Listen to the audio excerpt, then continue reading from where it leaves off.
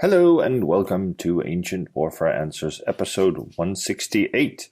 I am Jos Boorthuis. I'm the editor of Ancient Warfare magazine, and with me is Murray Daan, and he is the assistant editor of the magazine. If you enjoy the magazine and you enjoy these podcasts, then you don't even have to subscribe. You can just go to patreon.com/Ancient Warfare Podcast, and pick one of the levels of support for the podcast that allows you to get the magazine, and then you're all set. Also, if you want to just join the discussion about the things we say here or about the magazine, you can come and join us on RomanArmyTalk.com and chat there about everything warfare in the ancient world as much as you like for free. But today, Murray and I, or mostly Murray, I think, are going to talk about the question of slaves, specifically slaves that were the result, the defeated turned into compliant slaves. How did they do it? We need to preface this, obviously, with the idea that slavery in any form is abhorrent and reprehensible. But the other reality, of course, is that the world relied upon slave labor until very recently. We tend to ignore and gloss over the fact that until the 18th century, most world economies were based on slavery, and then obviously into the 19th century, and some might even say it still happens. So in the ancient world, the big issue you have, of course, mostly at the end of wars, is that the populations from defeated enemies were turned into slaves. Not normally menfolk. We find throughout vast tracts of ancient warfare that male populations are slaughtered and killed, and it's the female and children who are enslaved.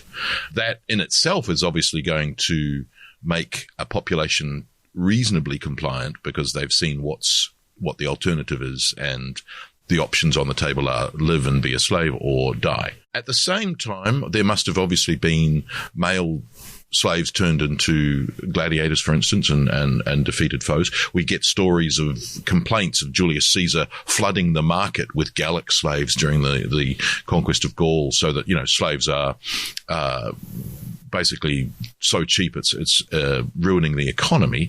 But the other thing, of course, is that there are these massive slave farms that feed the economy of Rome, so much so that one of their big fears is a servile revolt or a servile war, and there are three in the 2nd and 1st centuries BC, which are massive problems for Rome, because it threatens the economy, not in terms of production, but in terms of getting food to Rome. Prior to that, obviously, you've got slave economies in every state.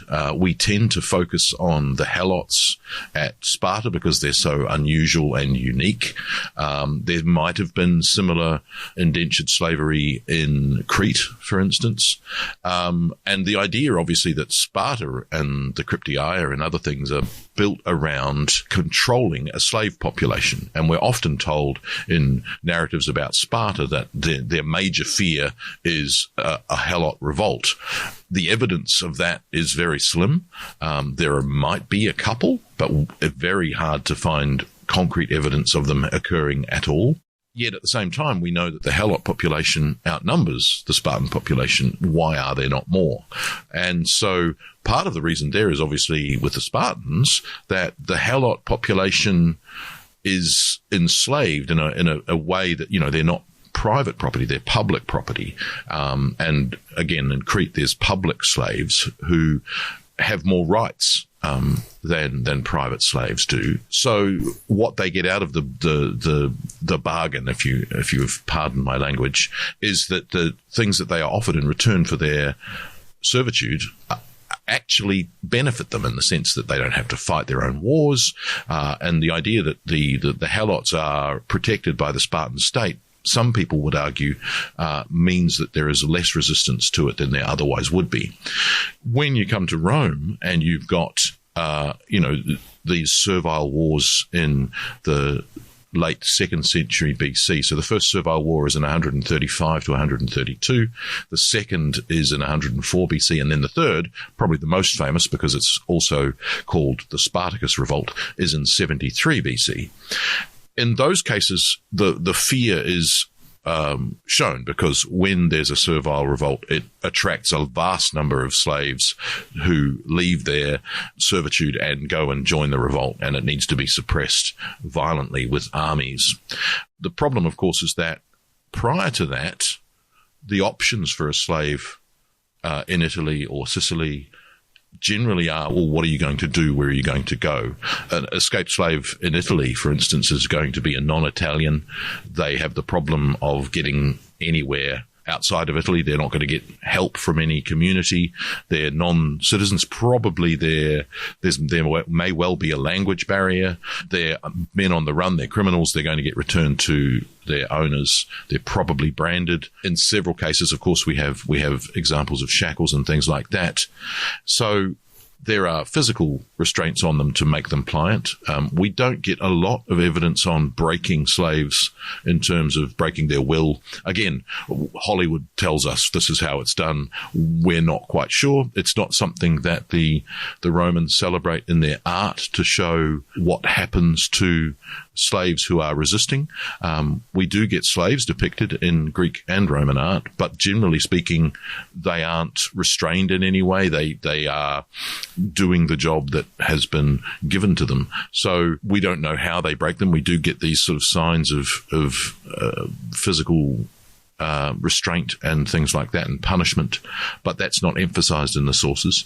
But when they do choose to revolt, on only a few occasions when you think about it, they're a major threat and it needs to be suppressed violently. I mean, Spartacus beats 5 consular armies before he's defeated by Crassus. So it's really quite a remarkable fact that you've got these slaves who are clearly doing what's required of them around the ancient world, not just in Rome, but in Greece as well. You do get occasional stories of slaves escaping or being freed.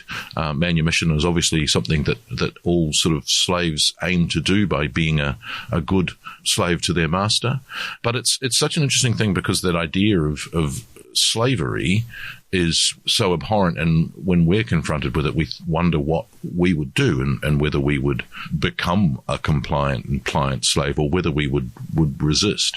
So it's such an interesting idea, so foreign to what most of us know in life. But the evidence isn't there. It's not like the Assyrians, who on their art celebrate their barbarity, well, to us barbarity, and they show enslavement. They show us cutting single hands off people. They show these acts as a way of, from the previous issue of psychological warfare, they're sort of in their own art, they're showing how ferocious they are. Whereas in Greek and Roman art, even though slaves are present, they're certainly not omnipresent the way they are in some other forms, but they're certainly shown doing what they want to do. We have epigraphical evidence of slaves putting up funerary monuments to their masters, and masters putting up funerary monuments to their slaves. So that it's a very difficult and tricky relationship to work out.